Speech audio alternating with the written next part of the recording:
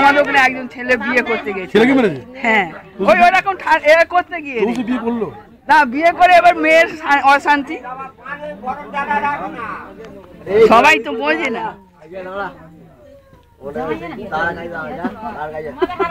আমাদের জামাই ভালো হয়েছে,